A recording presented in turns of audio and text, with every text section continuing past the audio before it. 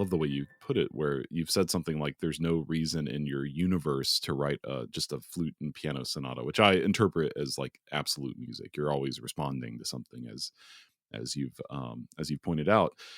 When did that shift? I mean, it sounds like that's always been the case. But when did pieces start needing to be about something or for someone in order to exist? Yeah, I thought about this a fair amount, and I couldn't really pinpoint a specific time where that clicked. I did have a time when I realized I was writing a piece for, well, I realized that by writing a piece for someone specifically, and this is a piece for two violas and small ensemble, which I think it's now like 25 years old, which is shocking. Called Double Trouble, which I wrote for Ellen Ruth Rose, violist, and just knowing that I was writing it for her and knowing her and knowing what she did, what her and what I mean by what she did, like she had just come back from Germany, she was moving back to the States, she had been playing with Music Fabrique and working with Ensemble Moderne, and she was coming to the Bay Area, which is a very different place than Germany and new music. Um, Very different. And especially back then. And we both studied with the same teacher, but we had never heard of each other over the years. We had Mm, never met each other. yeah. And then I had this opportunity to write this piece for her. And I don't know, there was just something about it. It just seemed like this was meant to be. And writing that piece was such a it was a real like shift for me. It all of a sudden was like, oh, I know how to write. I think it was the first that I actually thought, I know how to write a piece. I actually felt like that I could write a piece. But then more importantly, the sensation was I know how to write a piece and love writing it for this person that will really like playing it. Like all those steps were in place, all the linkages were in place, and it was, that really had never happened before. And it took a while for me to, after that, I wrote that piece for bass clarinet and quartet a couple of years after that, and that sort of then was my next crisis. You know, but then these things don't happen like, like you wake up and all of a sudden, you know, the shaft of light comes through the bedroom window and you're like, oh, that's what it is. It doesn't work. No, it's not that. It's a series of fragmented pieces that you start to put together. But that was sort of when I started to realize, oh, I can't really just write a flute and piano piece.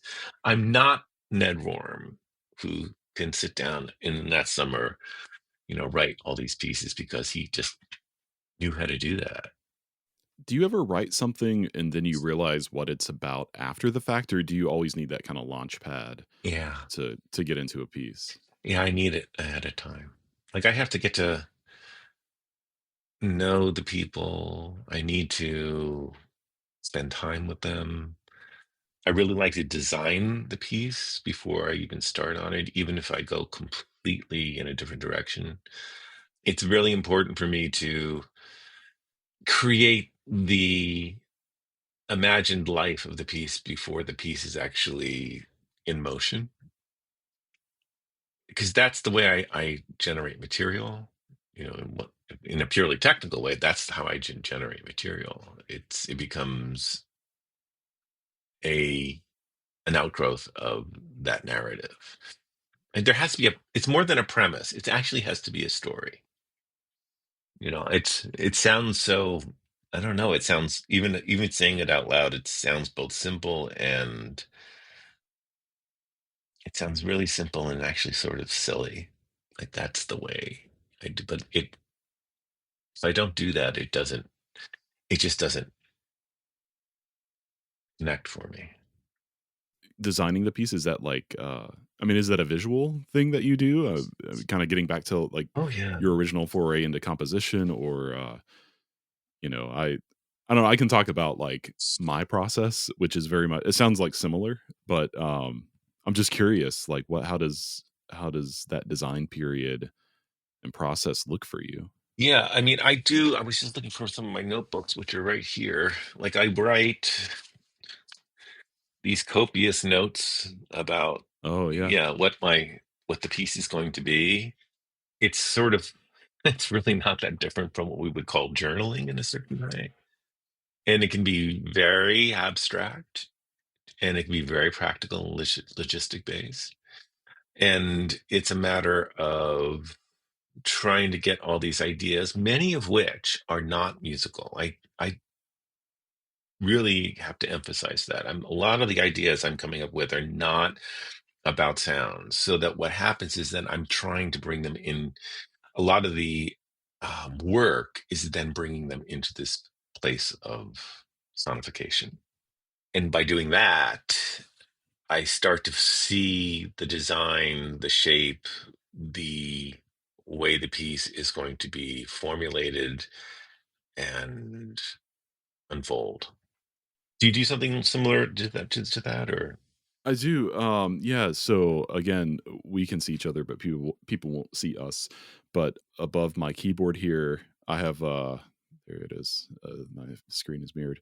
I have this is the piece that I'm working on now, and so I usually start with a blank 11 by 17 sheet of paper, like as big as I can get it without it being like a monstrosity, and I'll literally like graph out, like draw illustrations, like for the narrative of the piece. But then for the piece that I'm working on now, I also have a notebook, and so I will show this to Kurt. I'm sorry, everybody. um, but like Oh, yeah. this is my current piece, and so like it feels very important to me right now for my piece to have a like a sonic vocabulary. So I'm like trying to imagine like what are the vocabulary words, I guess, so the sounds in this piece, because to me it's like I can't just I can't just sit down at a piano and feel good about like doodling around. I mean, sometimes it's like that.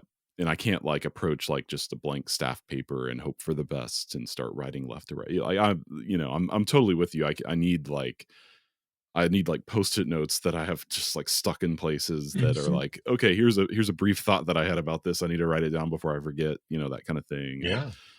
yeah, design's a good word, I think. I like that word. Yeah, I like design because it addresses things like structure and form without it being so structuralist or formalist. Yeah. And also it takes into account, at least for me, it takes into account um the element of materiality, which is both the materials themselves, but what you are going to do with those materials and why they're important to you and what makes them up, what would make, how they're made up, and how they can be then turned into something else. Yeah, I think that that's really um, yeah, central. I also think that design takes into account time. Mm, Once you start mapping out or charting out an actual trajectory of sound and the connections that the sounds are making with each other, but more importantly, making with the listener, all of a sudden time is happening.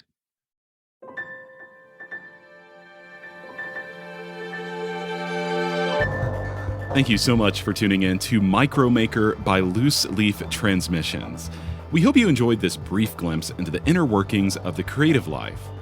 If this resonated with you, be sure to check out the full conversation on Music Maker with Tyler Klein, a podcast exploring craft and process, philosophy and inspiration, and the honest, often messy parts of being an artist, creative uncertainty, purpose and identity, and resilience. You can find Music Maker wherever you get your podcasts or by visiting musicmakerpodcast.com.